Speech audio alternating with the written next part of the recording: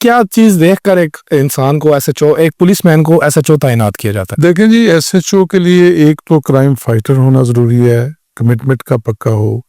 اور دوسرا جو ہے اس کا جو رسپانسبلٹی لیول ہے وہ عام پولیس والوں سے زیادہ ہو، اور ویژن رکھتا ہو کہ میں نے کیسے لا اینڈ آرڈر سچویشن کو کنٹرول کرنا ہے، کرائم فائٹنگ کیسے کرنی ہے۔